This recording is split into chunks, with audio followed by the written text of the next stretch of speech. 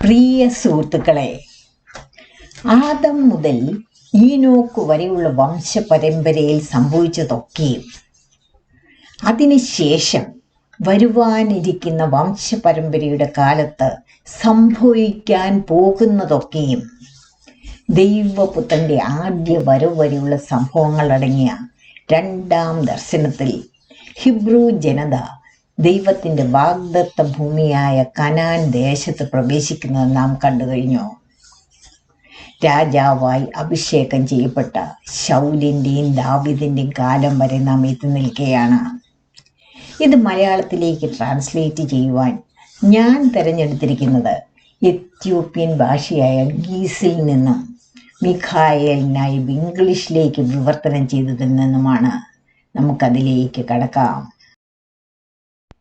89:44 ആ ആടുകളുടെ കണ്ണുകൾ തുറന്നു. എന്നാൽ ആ ആടുകളുടെ നടുവിലുണ്ടായിരുന്ന ആ ആട്ടുകൊറ്റൻ എങ്ങനെ അതിൻ്റെ മഹത്വം കളഞ്ഞു എന്ന് ഞാൻ കണ്ടു. അത് ആ ആടുകളെ വിട്ടുവാൻ തുടങ്ങുകയും ചവിട്ടി മെതിച്ചവരോട് മോശമായി പെരുമാറുകയും ചെയ്തു.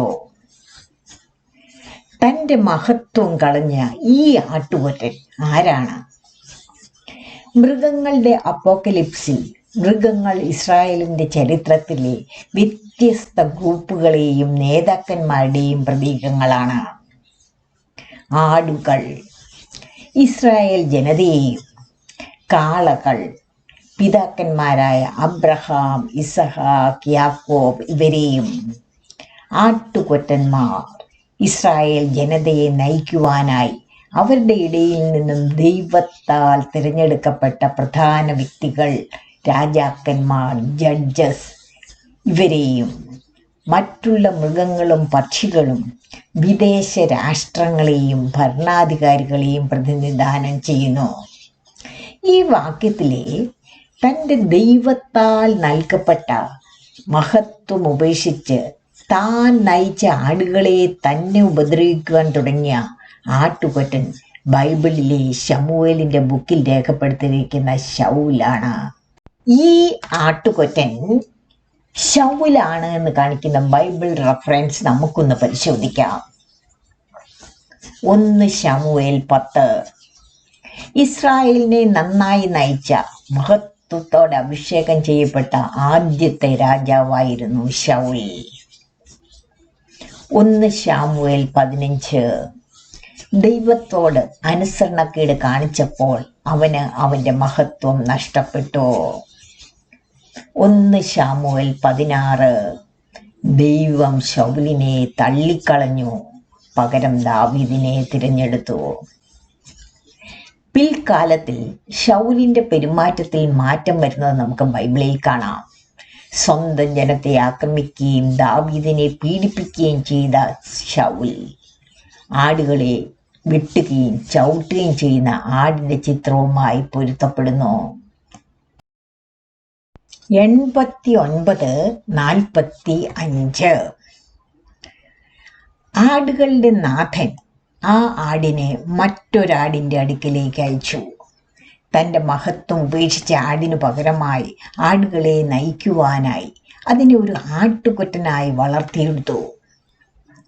ഇവിടെ മറ്റൊരു ആടിൻ്റെ അടുക്കിലേക്ക് അയച്ച ആ ആട് ബൈബിളിലെ ബാലനായ ദാവീദാണ്.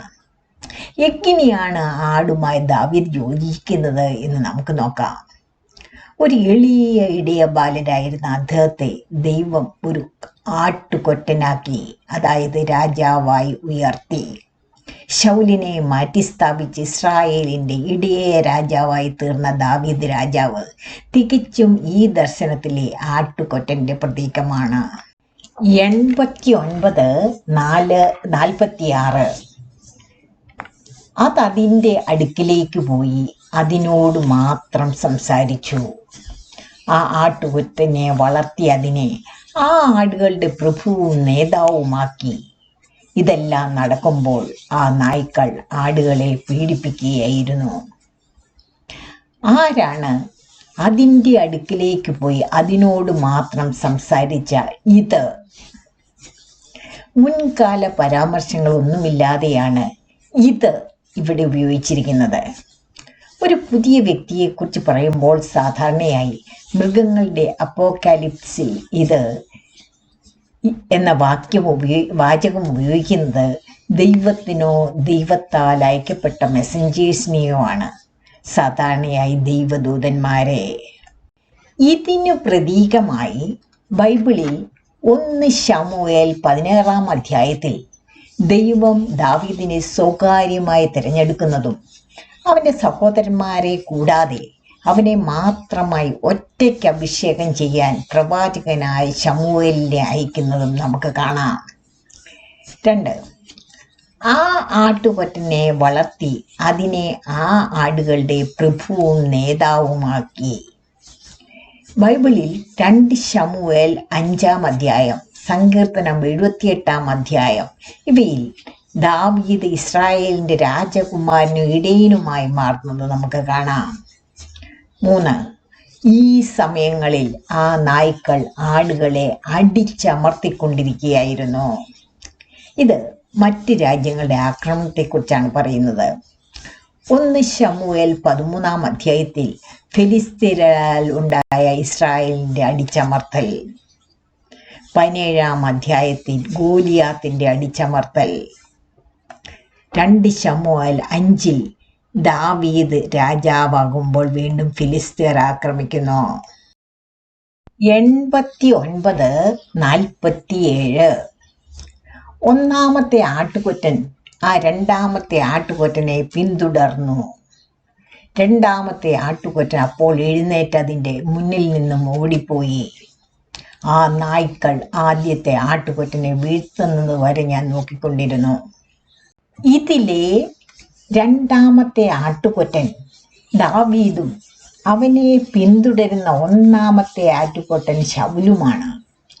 ബൈബിളിൽ ഇതിൻ്റെ പ്രതിധ്വനി നമുക്ക് 1 ശമൂവേൽ 18 മുതൽ 26 വരെയുള്ള അധ്യായങ്ങളിൽ കാണാം. നായ്ക്കൾ ശൗലിനെ വീഴ്ത്തിയ വിദേശീയരാണ്. 1 ശമൂവേൽ 31 കാണുക. 89:48 ആ രണ്ടാമത്തെ ആട്ടുകൊറ്റൻ എഴുന്നേറ്റ് ചെറിയ ആടുകളെ നയിച്ചു.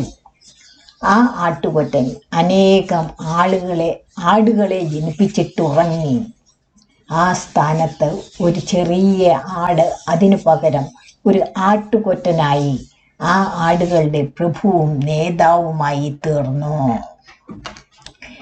ദാവീദ് എഴുന്നേറ്റ് ഇസ്രായേലിനെ നയിച്ച് ആ നേതൃത്വത്തിൽ അനേകം വിജയങ്ങൾ കൈവരിച്ച് ഇസ്രായേലിനുണ്ടായ വികാസത്തെയാണ് ഇത് കാണിക്കുന്നത്. ഇസ്രായേൽ അവൻ്റെ ഭരണത്തിൻ്റെ കീഴിൽ ശക്തിയായി വളരുന്ന കാഴ്ച നമുക്ക് ബൈബിളിലെ 2 ശമൂവേൽ 5, 8, 7 അധ്യായങ്ങളിൽ കാണാം. ദാവീദ് ഉറങ്ങി എന്നത് അദ്ദേഹത്തിൻ്റെ മരണത്തെക്കുറിച്ചിട്ടുള്ളതാണ്. ബൈബിളിൽ 2 രാജാക്കന്മാർ 2 അധ്യായത്തിൽ ഇത് രേഖപ്പെടുത്തിയിട്ടുണ്ട്.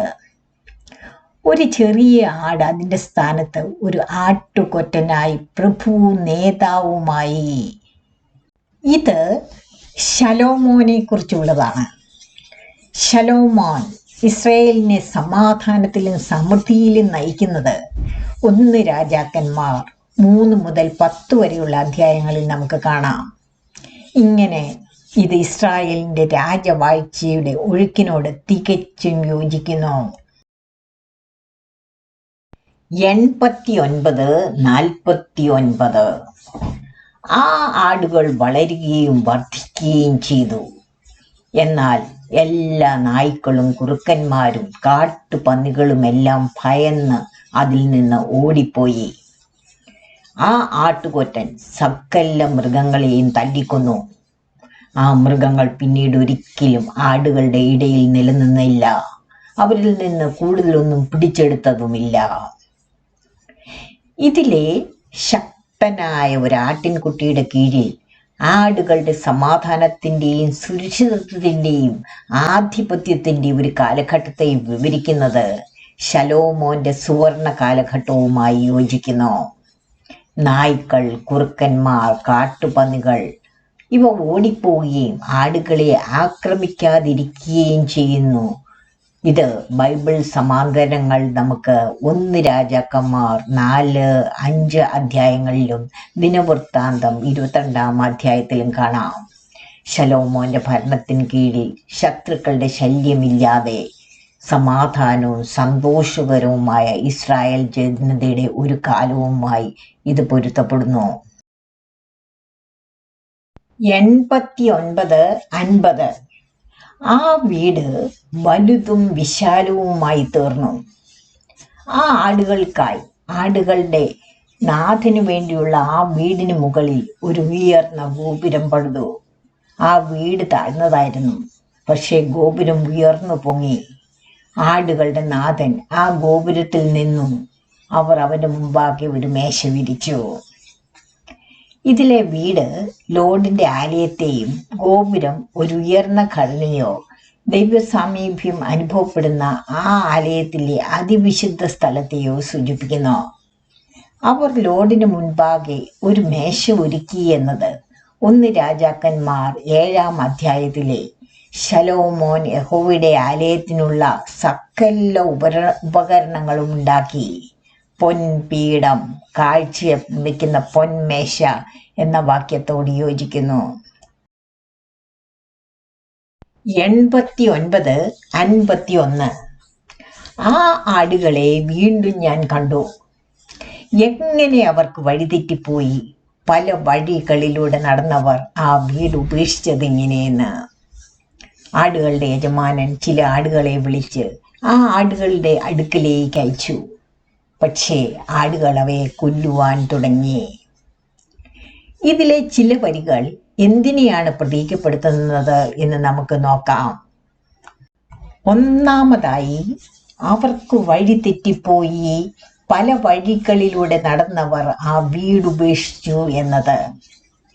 ഇസ്രായേൽ ദൈവത്തിന്റെ ഉടമ്പടിയിൽ നിന്ന് പിന്തിരിയുന്നതിൻ്റെയും വിഗ്രഹാരാധനയിലേക്കും അനീതിയിലേക്കും അനുസരണക്കേടിലേക്കും അലഞ്ഞു തിരിയുന്നതിനെയും പ്രതീകപ്പെടുത്തുന്നു. രണ്ടാമതായി, അവർ വിട്ടുപോകുന്ന വീട്. അതവരുടെ ദേവാലയവും ഉടമ്പടി ജീവിത രീതിയുമാണ്.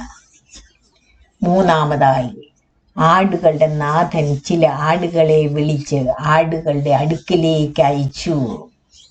ഇസ്രായേൽ ജനതയെ വിശ്വസ്തതയിലേക്ക് തിരികെ കൊണ്ടുവരുവാൻ ലോർഡിനാൽ വിളിക്കപ്പെട്ട് അവരുടെ ഇടയിലേക്ക് അയക്കപ്പെട്ട പ്രവാചകന്മാരാണവർ. ഏലിയാവ്, യെശയ്യാവ്, ഇരമ്യാവ്, ആമോസ് തുടങ്ങിയ പ്രവാചകർ. നാലാമതായി, പക്ഷേ ആടുകൾ അവയെ കൊല്ലുവാൻ തുടങ്ങി. ഇത് പല പ്രവാചകന്മാരെയും സ്വന്തം ആളുകൾ തന്നെ തള്ളിക്കളഞ്ഞതും പീഡിപ്പിച്ചതും കൊന്നതുമായ ചരിത്ര യഥാർത്ഥത്തെ പ്രതിഫലിക്കുന്നു. എബ്രായ തിരുവെഴുത്തുകളിൽ ഇത് കാണപ്പെടുന്നു. യെരമ്യാവിനെ തല്ലുകയും തടവിലാക്കുകയും ചെയ്തു. യെശയ്യാവ് പാരമ്പര്യമനുസരിച്ച് കൊല്ലപ്പെട്ടു. സഖരിയാവിനെ ദേവാലയത്തിൽ വെച്ച് കല്ലെറിഞ്ഞു. ഏലിയാവ് തൻ്റെ ജീവന് ഭീഷണി ഉണ്ടായതിനാൽ ഓടിപ്പോയി. ആമോസിനോട് ദേശം വിട്ടുപോകുവാൻ പറഞ്ഞു.